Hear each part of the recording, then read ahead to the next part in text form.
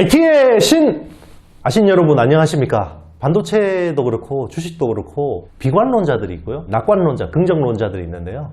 그런 것 같아요. 이게 비관론자들은요, 논리가 굉장히 심플하고 명확하고요, 귀에 쏙쏙 꽂힙니다. 그리고 긍정론자들은 이야기 들어보면요, 이게 뭔가 어설프고 논리도 뭔가 중간중간에 비어있는 것 같고, 그런데 결국 보면 돈은 긍정론자들이 많이 벌어요. 저도 예전에 기자 시절에 예리하게 뭔가 탁탁탁탁 꽂아서 보면 되게 멋있어 보이잖아요. 그런데 돈은 못 벌어요, 여러분. 이게 투자도 그렇고요, 반도체 사이클도 그렇고요, 항상 우상향한다는 믿음을 가지고, 지나친 낙관론은 또 틀린 거지만요, 이제 긍정론을 항상 유지하는 게 저는 중요하다고 보고 있습니다. 결국 비관론, 낙관론이 팽배할 때 그게 바닥의 시그널이거든요. 자, 그러면 제가 지난 시간에 말씀드린 거, 그죠?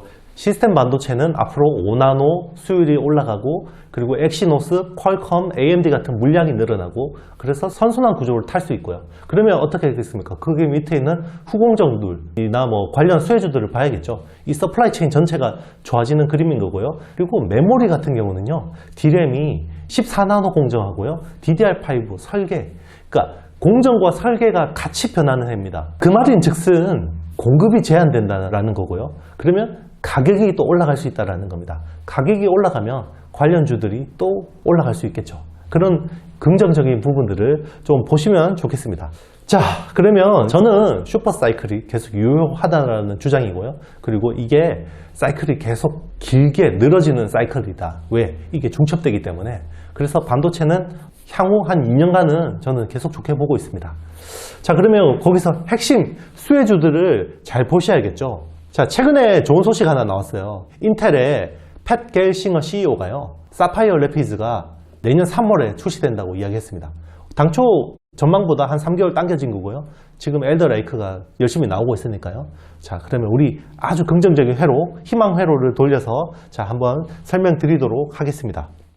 자, 여러분 최근에 마음고생 많이 하셨죠? 한미반도체 한번 보겠습니다. 자, 한미반도체는 기존의 비전 플레이스먼트, 그리고 EMI 차폐가 주력인 회사입니다. 그죠? 이게 기존의 캐시카우 역할을 하는 거고요.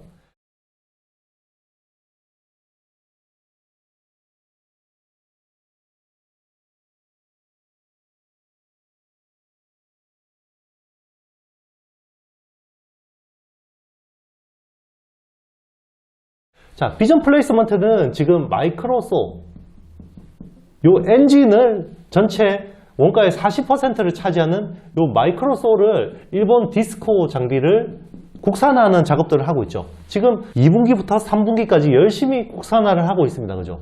그러면 4분기부터 국산화된 장비들이 막 쏟아지겠죠. 그러면 3분기 실적은 2분기 대비해서 조금 슬로우 할 수 있어요. 그런데 4분기 기대감을 가지고 보시면 충분히 지금 조정은 매력적인 구간이라고 생각할 수 있고요. EMI 차폐 같은 경우는 전년 대비해서는 좀 올해 연간으로는 조금 슬로우 할 것 같습니다. 왜냐하면 사과 회사가 아이폰 13을 폼팩터를 12 대비해서 크게 바꾸지 않았어요. 그래서 AIP 장비 스펙이 크게 바뀌지 않았습니다. 그래서 좀 슬로우한데요, 내년에는 폴디드 줌이나 새로운 기능들이 적용되죠. 그러면 많이 바뀔 겁니다. 이쪽은 이제 EMI 차폐 쪽도 내년에 좋게 볼 수 있는 그림들이 있고요. 지금 확 치고 올라가는 부분들이 카메라 모듈 검사 장비 쪽인데요. 이게 애플 폴디드 줌 적용으로 인한 요 매출 성장이라고 보시면 되겠습니다.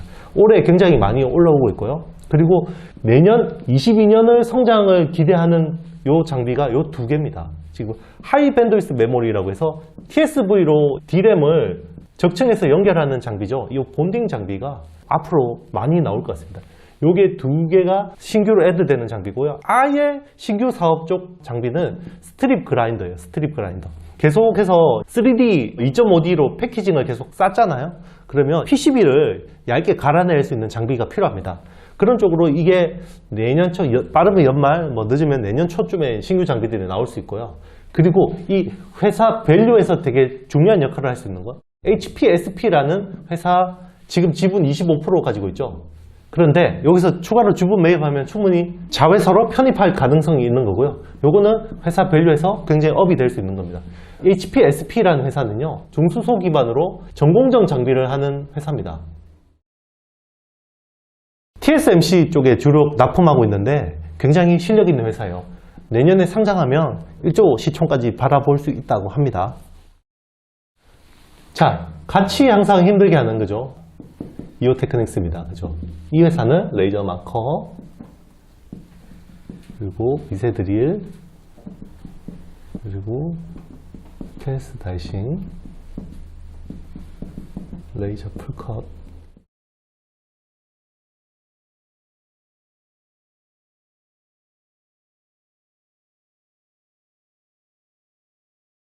자, 이오테크닉스는 레이저 장비 회사입니다. 주력 장비는 레이저 마커 쪽이고요. 패키지 하고 나서 위에 새까만 이 패키지 몰드 위에다가 레이저로 찌지직 삼성 뭐 이렇게 하는 거 있죠. 우리 TV에서 보면 반도체 이렇게 찌지직 나오는 그게 주로 레이저 마커 쪽이고요. 이게 주력 장비입니다. 주력 장비인데요. 이게 기존에는 패키징이 이렇게 한 개 패키징이 이렇게 있잖아요. 여기에다가 레이저 마커를 하는데 지금 계속 칩렛 구조로 가고 있잖아요. 칩렛 구조. 제가 과거 어드밴스드 패키지 쪽 설명한 영상 좀 찾아보시면 도움이 될 텐데요. 칩렛은요 2.5D로 해서 다이를 여러 개로 쪼개가지고요. 그러니까 스몰 다이들을 여러 개를 한 개 패키징으로 하는 거기 때문에요. PCB 위에다가 이런 반도체들이 여러 개가 올라가는 겁니다. 그러면 칩렛 구조로 되면요. 여기도 하나 찌지직 수량이 늘어나죠. 그죠? 수량이 늘어납니다. 그래서 대만, 중국, 오사트 쪽으로 물량이 계속 늘어나고 있는 거고요. 자, 미세 드릴은요. 2.5D로 이렇게 패키징을 하잖아요. 그러면 여기 구멍을 뚫어야 되겠죠. 이렇게 회로를. 그죠? 복잡한 회로들을 뚫어야겠죠. 그래서 이거를 기존에는 이산화탄소를 레이저 광원으로 한 레이저 장비를 썼는데요. 요거는 50 마이크로미터 수준밖에 가공이 안 됩니다. 그런데 UV 레이저를 광원으로 하면요. 25 마이크로미터 수준까지 할 수 있어요. 그러니까 지금 점점 미세해지니까 그죠? 미세 드릴을 많이 써야 되고요. 요거는 이제 PCB 쪽에도 굉장히 많이 들어가는 장비입니다. 그래서 최근에 뭐 플립칩 BGA 쪽 그죠? 이쪽 투자 굉장히 많이 일어나고 있잖아요. 대덕전자나 삼성전기. 뭐 최근에 삼성전기가 AMD 향으로 1.1조 그죠? 1조 1000억 투자한 것들. 그런 것들 다 이런 미세들이 많이 들어가고요. 이게 이 PCB 라인 원가 비중이 25%까지 차지한다고 합니다. 네. 그만큼 중요한 장비고요. 그리고 스텔스 다이싱. 이게 웨이퍼를 이렇게 있으면 이걸 웨이퍼를 잘라야 되잖아요. 이 웨이퍼를 자를 때요. 지금 자를 때는 한미 반도체에 하는 마이크로 소울을 쓰는데요. 이게 점점 더 웨이퍼 두께도 얇아지고요. 자꾸 톱으로 자르다 보니까 이게 막 종이처럼 울어버리는 거예요. 그래서 불량이 나기도 하고 그렇기 때문에 이제 레이저 가지고 자르려고 하는데요. 요거는 지금 한 50 마이크로미터 수준까지 웨이퍼가 두께가 얇아지면요. 이 레이저 풀 커팅으로 가능해집니다. 그래서 지금은 요거는 테스트 진행 중이고요. 스텔스 다이싱이 뭐냐면요. 스텔스 다이싱은요. 무협지 보면 내상을 입히잖아요. 그죠? 웨이퍼 안에다가 내상을 입혀서 잘 뜯어질 수 있게 하는 다이싱 장비라고 보시면 됩니다. 이거 자체로 자를 수는 없지만 웨이퍼 중간에 내상을 입혀서 쉽게 뜯어지게 하는 그런 장비라고 생각하시면 되고요. 그리고 그루빙 장비는요.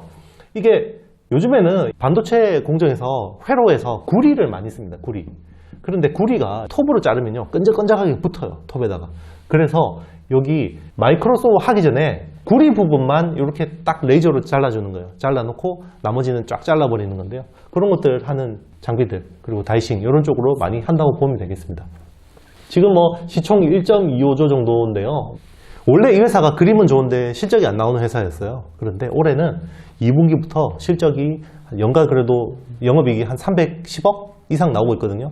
그래서 이제는 그림에 맞춰서 실적이 올라오는 구간이다. 그런데 주가는 같이 밀려있기 때문에 충분히 매력적이다라고 보고 있습니다. 자, 그러면 항상 이야기 나오는 회사죠. DNF라는 소재 회사. 그죠? 반도체 소재 회사입니다. 제일 중요한 게 하이케이죠. 그죠? 하이케이. 하이케이 소재는 기존의 시스템 반도체 쪽에 트랜지스터 그쪽에 이제 회로 영역에 많이 썼는데 이제는 D램 쪽에 굉장히 많이 쓰고 있습니다. 삼성이 올 초 14나노 D램에 대해서 설명을 하면서 우리 하이케이 메탈 게이트 공정 적용했어 라고 이야기했잖아요. 자, 그러면 하이케이 메탈 게이트가 적용이 되면요. 이게 기본적으로 EUV를 공정을 써야 되고요. 그리고 ALD라는 원자층 증착을 써야 됩니다. 그러니까 원자층 증착을 하려면요. 기존의 CVD에서 ALD로 되면 일단 장비가 바뀌겠죠. 장비가 바뀌게 되고요. 그리고 소재가 바뀌게 됩니다. 지금은 애석하게도 장비는 일본의 고쿠사이라는 회사가 하고 있고요. 그리고 소재는 일본의 아데카라는 회사가 하고 있습니다. 그런데 이게 아베 소부장 이후로 국산화 흐름을 굉장히 타고 있어서요. 이 장비는요, 유진테크랑 원익 IPS가 열심히 국산화를 하고 있고요. 그리고 소재 쪽은요, DNF입니다. DNF. 이게 하이K 소재입니다. 하이K. 자, 그러면 EUV가 처음 적용된 공정이요, 16나노 공정이죠. 16나노 공정인데 작년 말 기준으로 한 20K밖에 없었어요. 20년 말 기준으로. 그런데 이게 현재 한 60에서 한 80K 정도로 늘어난 걸로 알고 있습니다. 그러면 이 EUV 라인하고 ALD는 페어링해서 가는 건데, 그럼 이 소재를 지금 일부 국산을 해서 쓰고 있겠죠. 그래서 지금 이제 요게 한 심플하게 얼마나 비중을 쓰는지 모르겠지만 산술적으로 3, 4배가 늘어날 수 있는 거고요. 하이K가. 그리고 이게 14나노로 가면요, EUV 마스킹이요, 기존에 16나노는 한 번이에요. 그런데 EUV 14나노로 가면요, 5번 마스킹이 갑니다. 그러면 여기서 ALD 또 페어링해서 가죠. 그러면 소재 소요가 훨씬 더 많아지는 겁니다. 그렇게 생각하시면 되고요. 이 회사는 하이K 때문에 지금 밸류를 받고 있다라고 보시면 되고요. 다른 소재도 괜찮습니다. 자, 기존의 HCDS라는 요게 랜드 플래시 증착 소재입니다. 증착 소재인데요, 기존에 128단이 메인이죠. 그죠? 그런데 이게 176단, 225단까지 간다 그러죠. 그러면 층수를 많이 쌓아야 되기 때문에 이쪽은 같이 좋아질 수밖에 없는 거고요. 이걸 같이 하는 애들이 레이크 머티리얼즈라는 회사죠. 네. 이런 회사들도 같이 좋아지는 거고, 그죠? 덕산, 테코피아, 그죠? 같이 좋아지는 건데요. 삼성 쪽에서 어쨌든 메인은 DNF하고 솔브레인, 그죠? 솔브레인 쪽. 이런 쪽이 메인이라고 보시면 되겠습니다. 랜드 쪽은. 그리고 이제 기존의 DIPAS. 요거는 이제 노광 공정에서 희생막 소재인데요. 요거는 약간 좀 EUV가 되면서 약간 손해를 보는 부분도 있어요. 왜냐면 요 공정은 DPT나 QPT 같은 노광 공정에 주로 많이 쓰는 소재거든요. 그런데 이게 EUV 공정으로 되면 좀 수량이 줄 수 있겠죠. 그런데 최근에 레거시 공정도 많이 늘어나고 있고, 그죠? 그리고 뭐 CIS 공정도 많이 늘어나고 있기 때문에 이런 것 쪽으로 충분히 메이크업 할 수 있다고 보시면 되겠습니다. 상대적으로 이쪽 사업이나 이쪽 사업에 비해서는 좀 덜 매력적인 부분인데요. 충분히 이 두 군데서 메이크업 해줄 수 있다고 보고 있습니다. 자, 그러면 또 봐야 될 회사가 있죠. TSE입니다. 자, TSE는요, 프로보 카드,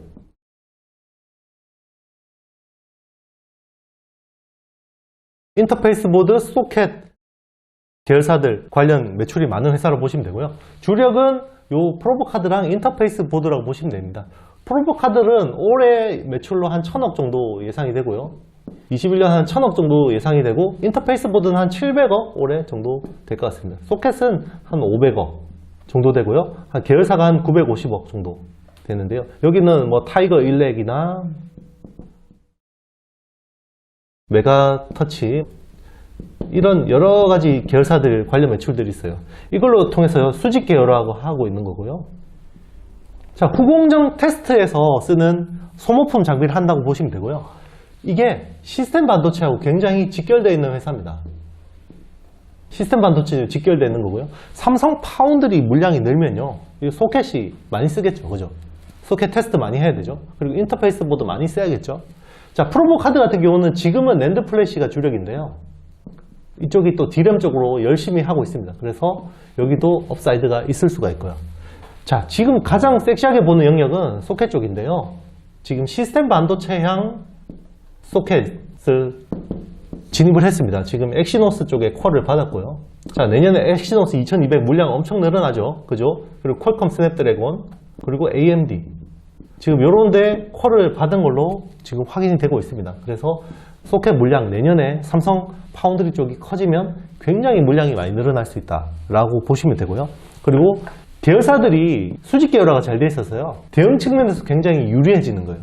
후공정은요, 이 파운드리 업체하고 딱 붙어서 대응 잘해주는 회사가 짱입니다. 그래서 굉장히 이런 쪽으로 잘하고 있기 때문에 올해 영업이익이 700억 이상 나올 수 있는데요. OP가 한 700억 이상 나올 수 있는데 지금 시총이 7천억이 안 됩니다. 최근에 많이 빠졌거든요. 그래서 충분히 매력적인 회사라고 보시면 됩니다. 내년 성장률도 굉장히 좋을 것 같습니다. 자, DDR5의 핵심 수혜주인데 좀 작은 회사가 있어요. 아비코 전자인데요. 자, 이 회사는 수동 소자를 하는 회사입니다. 수동 소자인데요. 수동 소자도 종류가 있겠죠. 그리고 메탈 파워 인덕터라는 거. 요게 DDR5에 처음으로 신규로 채택이 됐어요. 자, 그리고 인덕터의 종류인데요. 인덕터는 파워 인덕터가 있고요. 그리고 시그널 인덕터가 있습니다. 요게 이제 기존의 주력 사업이고요. 그리고 저항이라는 게 있습니다. 요건 쩐뛰기 부품인데 회로에 반드시 필요한 겁니다. 그래서 보통 3대 수동 소자라 그러면요. 보통 커패시터고요. 삼성전기가 하는 거. 그리고 인덕터, 그리고 저항. 요게 이제 3대 수동 소자라고 합니다. 이게 반도체를 도와주는 애들이죠. 자, 그래서 이 회사는요, 중요한 포인트가 실적 부분에서 봤을 때는요, 자회사 아비코 전자가 되게 중요합니다. 지금 아비코 전자가요, 회사 매출의 한 45% 정도 차지하고 있는데요, 자동차용 PCB를 하는 회사입니다. PCB. 근데 인수할 때 적자 덩어리를 샀기 때문에요, 계속 그동안 구조조정을 했고요. 올해부터 수주를 제대로 받기 시작해서 실적이 확 올라오고 있습니다. 아직까지 분기 적자 수준인데요. 4Q에는 흑자 전환이 가능할 것으로 기대하고 있습니다. 그래서 회사 매출에서는 기여하는 게 굉장히 큰데 이익은 깎아먹고 있는 회사라고 보시면 되는데요. 그런데 이게 턴어라운드가 되면요, 이 전기차나 자율주행차 쪽으로 PCB를 많이 쓰기 때문에 앞으로 굉장히 이익 기여도도 내년에는 굉장히 좋아질 수 있다라고 보시면 됩니다. 매출은 분기별로 한 300억대 중반 정도 매출이 나오고요. 영업이익은 3분기에 한 20억까지는 나올 것 같습니다. OP가 20억까지 나올 것 같고요. 지금 1분기가 9억, 2분기가 한 14억 따박따박 올라가고 있는데요. 그러면 벌써 올해 컨센이 한 70억인데 충분히 그 이상으로 할 수 있을 것 같고요. 그리고 요 DDR5의 수혜, 메탈 파워 인덕터가 신규로 들어간다는 것은 굉장히 매력적인 포인트라고 보시면 되겠습니다. 시총이 1000억대예요. 그렇기 때문에 작은 회사이기 때문에요, 이 투자의 판단은 잘 알아서 하시면 되겠습니다. 자, 여러분 즐거운 Q&A 시간입니다. 자, 우리 우수 구독자시죠? 이안희 님이 남겨주셨어요. 반도체 소재에 쓰이는 원자재들의 동향이 심상치 않아 보입니다. 단기적인 노이즈일 수도 있지만 너무 먼 얘기일 수도 있는 얘기지만 이런 원자재들이 소재 업체들에 어떤 영향이 있을지 궁금합니다. 특히 매출 다변화를 이루지 못한 벤더들은 가격 협상력이 떨어질 텐데 원재료 가격 상승분을 전가하기 쉽지 않은 상황이 된다면 이익률도 떨어지지 않을까요? 라고 댓글 남겨주셨어요. 지금 공급발 인플레이션이 상당히 심각합니다. 지금 원자재 구리부터 철강 안 오른 가격이 없죠. 곡물 가격도 막 들썩들썩거리고 있고요. 자, 이런 것들은 지금 굉장히 중요한 이슈예요. 그러면 우리가 원가가 오르는데 이거를 판가에 전이할 수 있을지 없을지 이런 것들을 어떻게 판단할 수 있나요? 기본적으로 기술이 뛰어나고요, 독점력이 있는 회사들은 가격의 전가가 가능하다는 겁니다. 대표적으로 한미반도체 회사 같은 경우는 원자재부터 다 직접 깎아서 쓰거든요. 이런 것들을 판가에 조금씩 전가를 하고 있습니다. 그런데 플레이어가 많고 가격 경쟁이 심각한 이런 영역은요, 아마 이런 것들 판가에 전이하기가 쉽지 않을 거예요. 그래서 그런 것들이 마진 축소로 이어질 거고요. 이제 그런 것들을 잘 보셔야 되는데요. 일본 업체하고 경쟁하는 회사들은 상대적으로 괜찮아요. 왜냐면 일본 업체들도 원가 오를 거 아니에요. 그죠? 그러면 걔들보다 덜 올리면 됩니다. 그렇기 때문에 일본 아덱하고 경쟁하는 DNF 같은 회사들은 제가 봤을 때 이거를 충분히 판가에 전가할 수 있을 것 같고요. 그거는 회사마다 상황이나 기술력이나 이런 것들에 따라서 다 다를 수 있다고 보고 있고요. 그래서 제가 IT의 신에서 거론하는 종목들은 전반적으로 판가에 전가할 수 있는 회사들이다. 충분히 실력이 있고 지금 전방 시장에서 쇼티지가 나는 상황이기 때문에 충분히 판가에 전가를 할 수 있다. 이렇게 보시면 되겠습니다. 좀 개별적인 것들은 또 스스로 좀 알아서 스터디해서 뜯어서 보는 수밖에 없고요. 자, 오늘 도움이 되셨는지 모르겠습니다. 자, 오늘도 열심히 공부해 주셔서 감사드리고요. 자, 우리 또 열심히 공부하고요. 주말에 꿀잠 주무시고요. 저에게 주실 거는 좀 주십시오. 좋아요, 구독, 알림, 댓글 많이 남겨주시고요. 자, 반도체 이제 머지않았습니다. 새벽이 오기 전에 가장 어둡다 그러잖아요. 저는 믿습니다. 대한민국 반도체 저력 믿고요. 자, 그리고 우리 4차 산업혁명의 쌀 같은 반도체가 원유는 오르는데 반도체는 안 오른다. 이거는 어불성설입니다. 그죠? 산업의 기초 원자재는 이미 원유가 아니라 반도체입니다. 자, 공급발 인플레이션 넣는데 반도체만 내린다. 이건 논리적으로 맞지 않죠. 자, 여러분 한번 되뇌어서 생각해 보시면 좋겠습니다. 자, 저는 다음 시간에 더 좋은 내용, 더 좋은 트렌드, 핫한 트렌드로 여러분 다시 찾아뵙도록 하겠습니다. 여러분 안녕!